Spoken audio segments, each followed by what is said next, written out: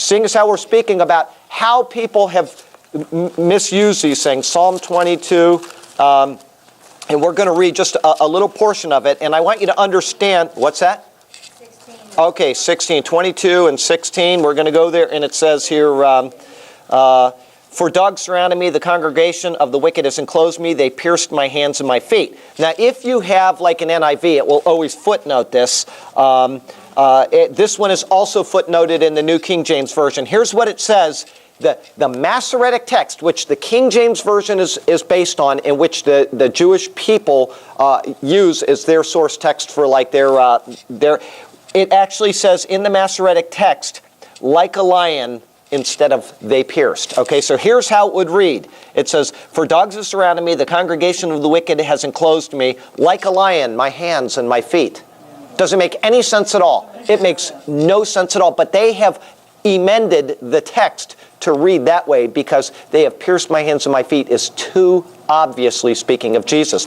Now, if you go to the some Hebrew manuscripts, that means lesser manuscripts, not the Masoretic text, but other Hebrew manuscripts will say they pierced my hands and my feet. The Greek translation of the Old Testament says they pierced my hands and my feet. The Syriac version of the Old Testament says they pierced my hands and my feet. The Vulgate, the Latin Vulgate, which was translated out of the original Hebrew and Greek, which predates the Masoretic text, says they pierced my hands and my feet.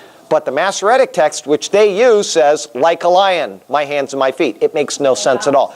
It's obviously been changed. And there are other things in the Bible like that. In the suffering servant passage of, I'll take you there real quickly. It's Isaiah 50. And if somebody has an NIV, it would probably be easier to read. But we're going to go there. Isaiah 52, it goes, let me see if I can find this here. Isaiah 52 or 53, let me see here. 5. Is it 5? That he was pierced for our transgressions. Well, that one is in there, that's correct, but there's 10 talks about the light of life. Do you see the one where it says, and his soul shall see the light of life? It should be about verse 8 somewhere. He was cut off on the land of living for transgressions, my people he was stricken. Okay, 11, it says here we go. At verse 11 it says, he shall see the labor of his soul and be satisfied. By his knowledge my righteous servant shall justify many, for he shall bear their iniquities. Now that's the Masoretic text, and that's what the New King James and the King James Version holds to. But if you look at the NIV, it adds in, from the labor of his soul, he shall see light. And that's not included, once again, in there. But it is included in the Dead Sea Scrolls and the Greek translation of the Old Testament. So it's apparent that it is pointing to a resurrection. What does it say here? For the labor of his soul, he shall see light. Well, the Dead Sea Scrolls go back, they predate Christ. So it is most certainly correct in the NIV. Once again, it looks like they have taken something out which too accurately points to something. Right, but if you have a footnote, it will say that. Okay, but it doesn't have it in the New King James because the New King James is basing it on the Masoretic text. Now, that one, you know, some texts have it, some texts don't have it. I don't think the Vulgate does, okay, the Latin Vulgate. Let me check here. It says the Vulgate. No, the Masoretic text, the Targums, and the Vulgate all don't have that. But the Dead Sea Scrolls, which is older than the oldest Masoretic text, and the Septuagint, which predates Christ, both have that in there. So it's probably right. But the NIV does include it because they say that certainly this is the oldest, most reliable text. But do you see what's going on here? It's the same thing with what we're talking about in Genesis 22, is that there are certain things in the Bible that they actually have to say this was disobedience on his part, or change something in a text in order to diminish what is so painfully obvious, that there are pictures of the coming Redeemer all the way through the Old Testament. This is one of them. And so to tell their people, you know, imagine somebody's in the synagogue. This is what you have to think, is why would they do this? Somebody's in the synagogue and they read that and they say, well, a Christian person told me this. prefigures Christ. The lamb, God is going to offer the lamb. You know, he carried the wood. Somebody obviously sat down, figured this out, and talked to one of his Jewish friends. So what does a rabbi do in order to get around that? He says, you got to understand, he's being disobedient. And they diminish this. And so they twist it in order to keep their people from ever coming to a saving knowledge of Jesus. Because they cannot accept that the Christian people that have persecuted them for 2,000 years could have anything to do with the truth, when in fact it's not the doctrine of Christianity to persecute the Jews. But the Catholic Church during the Crusades had a saying, kill a Jew, save your soul. That became doctrine in the church, okay? And because of that, there was this schism. What do you think any of this, and I'm not trying to say what they did was right. I'm not saying that. But do you think that any of this had to do, was unknown to God? You know what I'm saying? God said you will be under punishment for disobeying. He exiles them for 70 years. And then they don't listen the first time. God says they're going to be exiled a second time, and he knows exactly how long that exile is going to last, right? The things that we do, God knew we would do, and he uses those in order to fulfill his promises. The second exile was 2,520 years, according to Ezekiel 4. If you take that and add it in with Leviticus 26, you come up with 2,520 years. Well, God in his graciousness backdated it to the beginning of the first exile. So on 14 May of 1948, they were returned to the land exactly the way he said they would be. Add on 19 years, which is the time difference between the first exile and the last exile in the Babylonian exile. And then you have 19 years between the reestablishment of Israel and the recapture of Jerusalem. Everything fits this pattern so absolutely perfectly. I don't mean to confuse you, but what I'm saying is that during those years, they are under punishment, and these rabbis and these people who have been persecuted continue to teach that this is not what was intended by Abraham. Do you see what I'm saying? Is this all plays into it? But why is that necessary? Paul says it in Romans 9 through 11. He says that by that they have a veil over their eyes, and had they not had it, salvation wouldn't have come to the Gentiles. So this is all part of God's plan, and he uses our own what term am I using? Our own wickedness in a way. God is not the author of evil, but he can use evil for good purposes, for his sovereign purposes. And so that's what's going on. Yes? Okay. Oh, it is. It's fascinating. But all of that plays into this. I mean, even them taking these passages and denying that they point to Jesus when it is so painfully obvious that they point to Jesus. As I said, the account of, and I think I've done that in this class one time, so I won't do it today, but the account of Rachel dying on the way to Bethlehem in just 2 paragraphs gives you the entire gospel of Jesus. I mean, the first and the second advent. And it's so obvious that when you see it, you think, how can people not see that? But anyway, what's that? Oh, yeah. Well, we'll get up. Say the Masoretic text. The Masoretic text, the oldest surviving copy of the Masoretic text that we have, I believe, is 1030 AD, right in that time frame. Now, So they obviously... sometime from the time of Christ up until that last one, somebody had gone in there and manipulated it. I have no problem believing that. I have no problem believing that they changed it from, and apparently the wording is very, very similar. I've seen it in the Hebrew, and I don't want to give you the wrong words, but I've seen it, and it's very similar. It would be like saying Elim in Elem.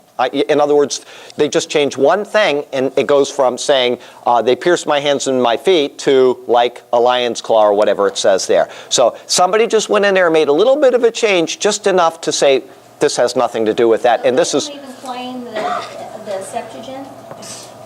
In this case, they wouldn't. Scrolls? No, in this case, they wouldn't. I'm sure that they read the Septuagint. I'm sure they know it. But in this case, they would dismiss it and say that the Masoretic text is perfect in all its ways. You know what I'm saying? But that's why we have critical scholars, these people that take thousands of texts and they look through them and they check every single thing. Is this an Omicron or is it an Omega? And they know why it should be one or the other. Anyway, but yeah, when you got the veil over your eyes, it doesn't make any difference. It's like the Jehovah's Witnesses, they have the New Testament, where it says Lord, anytime it's clearly referring to Jesus as Lord, Jehovah, they've changed it to read Jehovah, right? And they use documents, Hebrew documents, to justify this, okay? And they have them all listed. Well, guess where those Hebrew documents were translated from? From the original Greeks. The Greek translation, which is painfully evident that the word is Kyrios, they have changed to Jehovah. And instead of going back to the Greek, they go to these later Hebrew, and on the top of the Hebrew documents, it will say translated from the original Greek text in His Majesty's service, blah, blah, blah, whatever year, you know. But once they have a document that says Jehovah, they will never see anything but Jehovah again. They are not willing to look at the fact that somebody has manipulated that. They say this is inspired. And it's like when they got the original New World Translation and it was given to the council, they said this was received from God. Well, how many changes have been made in it in their second edition, right? Well, if that was received from God, then God made a mistake in the first one. They won't see it. You can tell them the logic, but they won't see it. So, and this is what I did. That one day I was over there, we went through all of this for 4 hours of talking about these things. You've got to be receptive. You have to be receptive. That's right. And if you're not willing to open your eyes and say, I could be wrong on this issue, and that's why I say it in this class again and again, I am teaching, it does not mean I'm right. You need to check for yourself, because, and you have to be receptive for it, because if you're not, you're totally trusting in me. Holy mackerel. Don't do that. Anyway, so there you go. This is what we're doing in Genesis 22, this wonderful passage, and how they have twisted the meaning to say that Abraham was disobedient, not obedient. Okay, please, go ahead. And he said, do not stretch out your hand against the lad, and do nothing to him. For now I know that you fear God, since you have not withheld your son, your only son, from me. Okay, real quickly, back in verse 11, it says Abraham, Abraham, twice. Okay, anytime you see something twice, it is a way of, we would say, really, it's true. You know, it's a way of emphasizing. That's right. A few times in the Bible, we have something mentioned 3 times. And I've done that in the class before, but does anybody remember any of the times something is mentioned 3 times in a row? Holy, holy, holy, the Tres Hagion. Okay, you also have woe, woe, woe in Revelation. You have the temple of the Lord, the temple of the Lord, the temple of the Lord in Jeremiah. And there's one other that I'm forgetting right now. But there are 3 or 4 times in the Bible, or 3 or 4 examples. A couple of them are mentioned twice. But anyway, that is something that is... But when you see yesterday, he quoted one of them in speaking of Jesus in John 8, I think, when he said, truly, truly, I say to you. The Greek is amen, amen. Amen simply means truth, okay? That's why, or the King James Version says verily, verily. But that is actually mentioned twice in there, and that's why we translate it that way. But it's a Hebrew way of stressing something, just like we do, you know, with our own stresses. Okay, anyway, don't lay your hand on the boy or do anything to him, for I know that you fear God, since you have not withheld your son, your only son, from me. And, okay, please, go ahead to verse 13. Then Abraham raised his eyes and looked, and behold, behind him a ram caught in the thicket by his horns. And Abraham wept, and took the ram, and offered him up for a burnt offering in the place of his son. Okay, so hang on one second here. Behind caught in the thicket, and Abraham went and took the ram and offered up for... So, just by chance, a ram happened to show up. And, you know, I mean, it kind of, you know, and people... He was, the Lord provided. And hang on, I want to read one thing real quickly here. For I know... Okay, same thing. I just wanted to make sure of a particular translation there. So the King James did the same thing. Okay, so there is this ram, and what did he tell his son? The Lord himself will provide the lamb for the offering. It's a ram, not a lamb, okay? But the ram is, if we go real quickly to Leviticus 16, I think it may be goats. I may be wrong on this. Rams are acceptable offerings, goats are acceptable offerings, lambs are acceptable offerings, depending on what you're using them for. It may be, let me see, it would help if I got into the right book of the Bible. I'm looking for 16, and let's see here. They were profane fire, come into place with the holy, Put on horse. Okay, hang on one second here. 2 kids of the goats. And now, is a kid of a goat a ram? No, a ram. What is a ram? That's a male. Size sheep.